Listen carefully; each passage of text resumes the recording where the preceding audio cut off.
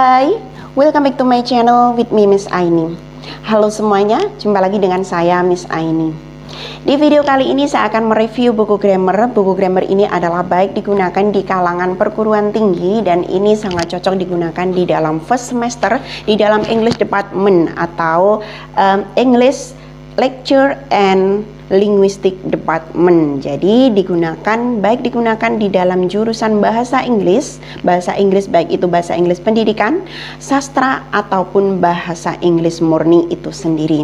Jadi buku yang pertama ini adalah berjudul Fundamental of English Grammar karya Betty Schreiber Azar, biasanya disebut dengan Betty Azar. Buku ini adalah buku second edition, diterbitkan pada tahun 1992. Ternyata ini tahunnya juga masih tahun lama, 1992, dan ini adalah second edition, edisi yang kedua, dan ini sudah ada perbaikan dari edisi sebelumnya yaitu first edition. Buku grammar pertama yang akan saya review adalah buku grammar yang berjudul Fundamental of English Grammar. Kenapa buku ini disebut sebagai buku pertama di dalam jenjang perguruan tinggi? Karena di sini dari judulnya saja kita juga tentunya tahu bahwasanya fundamental itu artinya adalah dasar atau bagian pokok, buku yang paling pertama, buku yang paling dasar yang dipelajari di dalam mempelajari tata bahasa Inggris. Di dalam buku ini kita bisa mempelajari atau di dalam buku ini banyak sekali grammar-grammar yang diajarkan. Di sini ada 16 chapter atau ada 16 bab yang harus kalian pelajari dari buku ini. Pelajaran-pelajaran tersebut kita lihat apa saja. Jadi yang pertama yang akan kita pelajari adalah present time, kemudian past time, future time, nouns and pronouns, modal auxiliaries, asking questions, the present perfect and the past perfect, count, non-count nouns and articles, connecting ideas, gerund and infinitive, passive sentences, adjective clauses, comparison, noun clause, quote speech and report speech, dan yang terakhir adalah using with, using if. Jadi ini adalah beberapa bahasa Inggris dasar yang kalian pelajari dari buku ini yang berjudul Fundamental of English Grammar.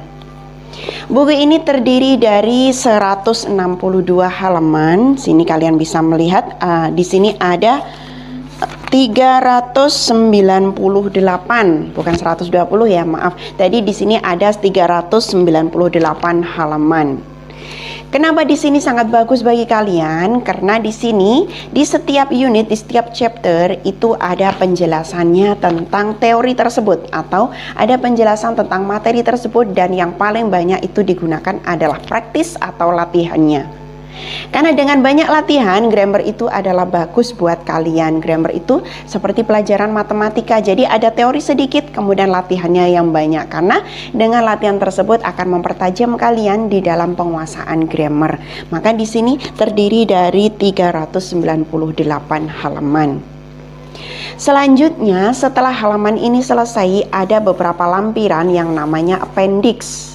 Jadi di sini nanti kita lihat ternyata banyak sekali lampirannya. Lampiran di sini sampai 5 lampiran sampai appendix 5. Appendix pertama itu namanya preposition combination, kombinasi. Jadi ada kombinasi preposisi. Di sini ada banyak sekali. Mulai dari huruf E sampai W, mulai dari huruf A sampai huruf V di sini ada. Contohnya yang C dulu. Be clear to, be compare, kemudian complain to. Nah, di sini ada namanya preposition combination. Itu adalah appendix 1 atau lampiran pertama. Selanjutnya kita lihat pada lampiran kedua. Appendix 2 itu namanya phrases verbs. Jadi di sini ada kata kerja frasa kata kerja.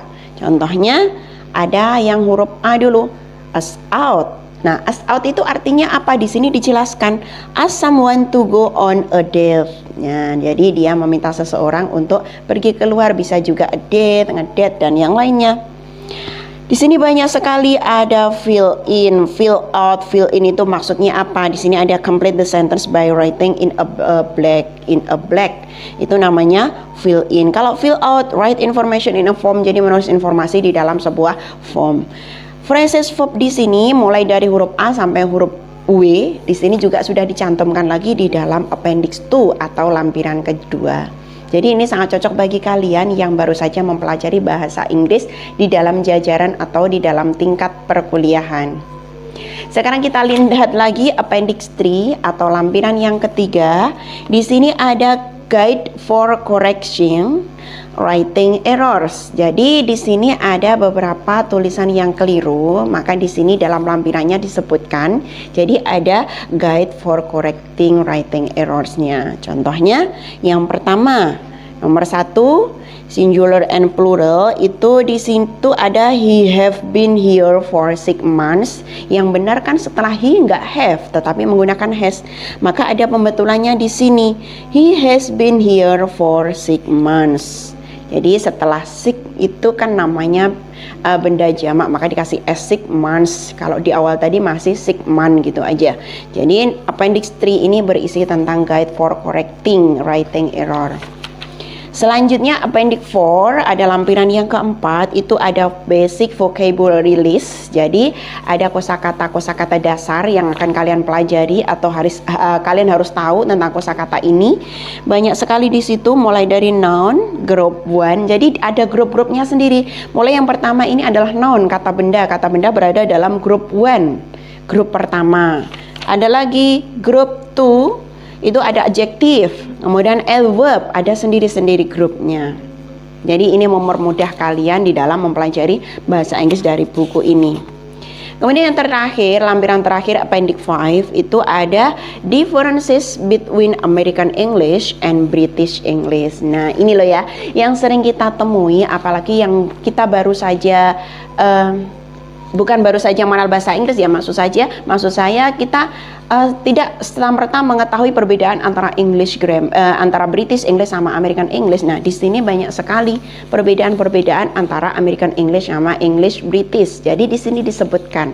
Ini menurut saya sangat membantu bagi kalian yang baru saja mempelajari bahasa Inggris di dalam jenjang perkuliahan. Jadi contohnya kayak gini.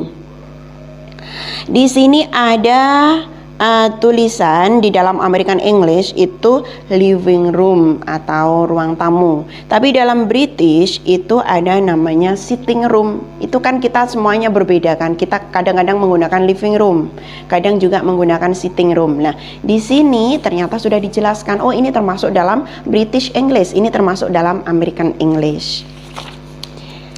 Dan juga di sini ada judulnya differences in spelling. Jadi ada perbedaan di dalam kalian mengucapkan, di dalam kalian spell.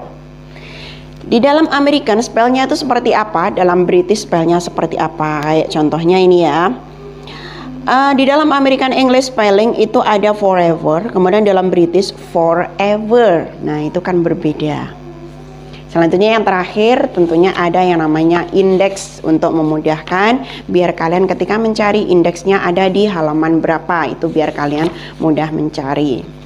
Nah ini review dari buku Fundamental of English Grammar. Kita lanjutkan pada buku yang kedua yaitu Understanding English Grammar karya dari Betty Alzer. Nah itu tadi review dari buku grammar, buku yang pertama yang berjudul Fundamental of English Grammar karya Betty Alzer. Semoga video ini bermanfaat untuk kalian semuanya, dan jangan lupa like, subscribe, dan juga share ke seluruh media yang kalian punya. Nantikan video-video saya berikutnya. Thanks for watching, see you.